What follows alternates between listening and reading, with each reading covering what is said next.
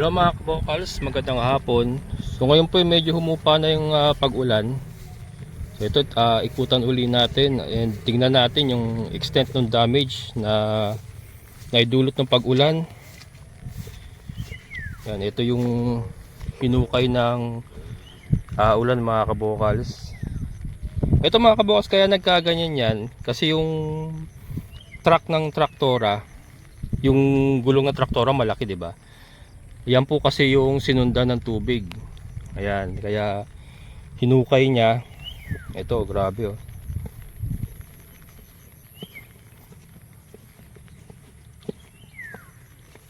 Nakita niyo yung ragasa kahapon mga kabokals. Grabe yung ragasa. Ayan. So pasyalan uli natin. Pasyalan uli natin yung tinignan natin kahapon. Yan, ito yung kalsada papuntang phase 2. Ayan, dun po sa mga mga kabokal, sa mga nakapanood na nakakuha dito. Kaya wag po kayong mag-alala. Ito naman po kasi ay may development talaga. Nakasaad po sa ating kontrata nga na within 3 years po yung development ng kalsada, pagtatambak ng bato. Macadam road lang po kasi tayo dito mga kabokals, hindi po sementado Yan po ang nakasaad po sa kontrata natin. Macadam road ibig sabihin tatambakan ng mga marmol, bato. Macadam road. Parang ano na rin yun, sementado kasi rain or shine, matigas po yung lupa. And then nakasaad din po sa ating kontrata na meron tayong drainage. May mga drainage po yan lahat. Ayan, so ito nga gawa nung hindi pa na po fulfill ang 3 years, kaya wala pa po tayong masyadong nakitang development, pautay-utay pa lang. Ayan, so doon sa nakakuha mga kabokals dito, check nyo po yung inyong mga contract. Nakasaad po dun sa ating kontrata yung duration or yung tagal bago nila ma-fulfill yung tayo pangakong development dito. Ayan, so ito yung kahapon na pinuntahan natin, Sir Art. Ito nga yung umapaw. Ayan, so ito pala mga kabokals, wala pa talagang drainage na inilagay kasi nga isasabay yata sa yung talagang development ng lahat ng mga kalsada. Kaya nakita po natin kahapon ay umapaw siya. Ayan o. Pero ngayon siguro binuksan na ito ni parang binuksan na ito ni Tata Pabling siguro. Not sure kung siya, pero ayan, binuksan na. Ayan, para umagos yung tubig doon. Yan kasi yan palayan din yan So ito nga po yung pinakita ko kahapon na na malakas kasagsagan ng ulan. Talagang rumaragasa yung tubig ngayon rumaragasa pa rin naman. Ayan, ito naman mga kabokal, sa pagtag-init nga, pag maaraw, matigas naman ang lupa dito. Ang maganda po kasi dito sa lugar na to, madaling tumigas ang lupa. Kaya umaraw lang ng mga isang araw na tuloy-tuloy, matigas na yung lupa. Ayan, so doon sa nag-aalala na mga nakakuha sa phase 2, ayan, huwag po kayo mag-alala. Nag-commit din naman po sa akin sila ang opisina na ito nga po ay may development naman. Kaya lang nga po yung gagastusin kasi dito sa development ng ating mga kinuhang property ay manggagaling din po sa ating monthly amortization. Kaya meron pong 3 years na parang leeway para ma-fulfill nila yung development na nakasaad sa kontrata. Ayan, so makikita natin ito sa ngayon isang taon pa lang tayo. So makikita natin to pagka naka 3 years na tayo siguro dito, baka meron na talagang improvement yung ating mga kalsada. Yan naman ang ano eh. Yan naman ang priority sa lahat naman ng property. Kalsada. Tapos drainage nga. Tapos saka papasok yung linya ng kuryente, linya ng tubig. Ayan.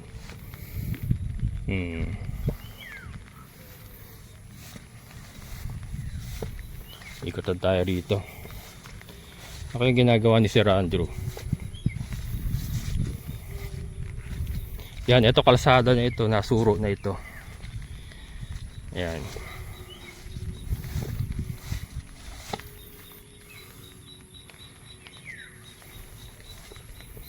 Yan, meron tayo sa ditong viewer din. Ito nga si Sir Andrew.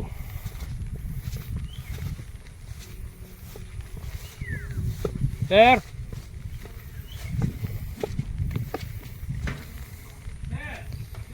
Linis ah.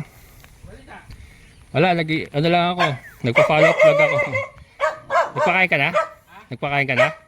Ako papakain pa lang. Oo. Tinignan ko lang ulit kasi kahapon maulan eh. Tinignan ko yung ano. Hinukay pala no? Parang hinukay, kinanalan. Ha? Inano talaga? Dinaanan na tubig? Oo. Sige, sige. Ayan mga kabukals yung ating... Yung? Ayaw nga ano. Lalaki na rin ano. Parang yung sa akin na rin Tapos may mga bago ka ron. Dami na. Isa sir, lagi tumato. Yung isang bibe, lagi gumagano. Baka nalulunod. Ganun ba yun? Nalulunod sa tubig. Hindi na siya umiinom eh. Hindi rin kumakain. May problema. May problema. Sige, sige.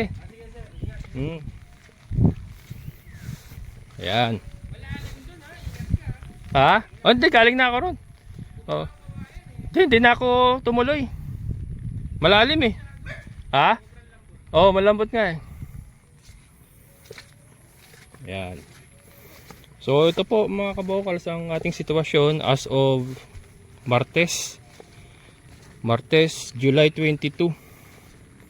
Yan, finalo up vlog ko lang po para makita nyo ng walang ragasan ng tubig, para makita natin yung extent ng nung damage. Doon naman pala, yun lang talaga yung tubig lang na yun na wala madaanan na nagiging problema. So pagka yun nalagyan na ng manhole, okay na yan. So yun. Pero sa ngayon talaga not possible po. Marami kasi nagme-message sa akin na nagtatanong kung maputik. Maputik talaga. Yan, ganun talaga. Tingnan natin daanan.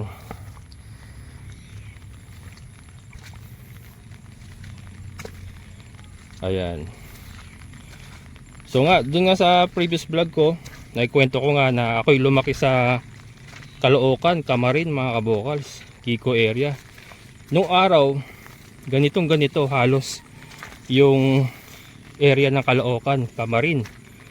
Talagang maputik, ganitong kalbaryo ang pagdadaan mo. Pero nakita nyo naman ngayon yung sinong familiar sa Kiko, Camarin area, yung malapit sa Maligaya. Tapos ang tagos mo nun, SM Fairview na. SM Fairview, Robinsons Novaliches. Yan. Diyan po tayo lumaki. Diyan po tayo lumaki sa area na yan. So ganito naalala ko. Ganito yung pinagdadaanan ko noon. Tapos yung alala ko yung jeep ng tatay ko. Madalas balaho. Madalas mabalaho kasi nga napakaputik sa lugar na yun. And then eventually, habang lumalaki ako, nade-develop yung mga kalsada hanggang sa na-ispalto na. Na-ispalto na yung mga kalsada. Pumasok na yung linya ng kuryente. Not sure ngayon kung may nawasa na kasi nung umalis kami doon wala pang nawasa, pero nung umalis kami doon na-develop na yung kalsada, na-ispalto na, may linya na ng kuryente. Ayan. So ganito rin po yung mangyayari dito mga kabokals. Kaya lang medyo matagal pa ngayon. Una-una malayo tayo, San Rafael, Bulacan to. Medyo malayo. Pero ang development po ay magiging ganun din naman. Ito yung dinaanan ng tubig kahapon, no. Ayan. So ayan, inassure naman ako sa opisina mga kabokals na ito nga daw ay aayusin naman. May assurance naman tayo galing sa opisina na aayusin po itong mga kalasada natin, lahat yan, pati yung entrada natin. Ayan. So yan naman po yung ating pinanghahawakan, plus yung nakasaad po sa ating kontrata na within 3 years nga ay makakompleto yung development katulad nitong kalsada, linya ng tubig, drainage, linya ng kuryente. Ayan. So yan, medyo late na tayo nakapag-upload kasi marami din tayong ginawa kanina. Medyo late na pala itong video ko. Ngayon po ay alas 5 pasado. Kanina kasi medyo maulan pa. Ngayon medyo naghina yung ulan, nag-subside. Ayun. So hindi na tayo tutuloy doon mga kabokals. Ayan po yung palabas. So ganyan din po ang ano yan. Ganyan din po itsura niyan hanggang doon sa may malapit sa labasan natin. Nauka na rin talaga ng tubig. Kasi nga yung truck yung dinaanan ng traktora, hanggang doon kasi yung traktora, siyempre lumabas siya. So yung mark ng gulong niya sinundan ng tubig. Pero hindi naman kasi yan ang kalsada talaga mga kabokals. Itong diretsuhan na to, yan po ang kalsada, and then sa kaliliko doon papunta sa entrance. Ayan mga kabokals. So bago tayo magtapos, ito helping a cousin, yung aking pinsan po na licensed broker from Quezon City, ay may mga binebenta po siyang property sa Tagaytay, Quezon City. Ayan, baka po may matsyempohan tayo dyan na naghahanap po ng mga properties sa ganyang area, mga high-end po, high-end properties. Don't worry, licensed broker po ang pinsan ko, so safe na safe po kayo makipag-transact sa kanya. So ito po, ipopost ko po yung kanya mga binibenta properties, baka po magustuhan nyo, and then mag-message na lang po kayo sa akin. Ito po.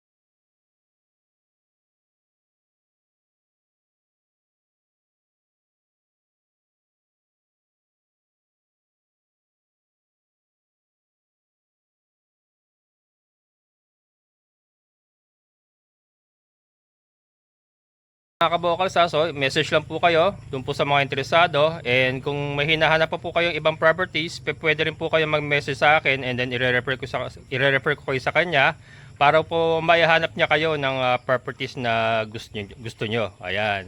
So ayan, Christopher Manyosa po ang pangalan ng aking pinsan, licensed broker po siya. Ayan, so yun po ang aking update po dito sa ating area. Ayun nga po, tuloy-tuloy lang po tayo dito. Tiyagaan lang mga kabokals. Sabi ko nga, maayos din po ang mga development. Ganun po talaga, nagpunta tayo sa bundok. So,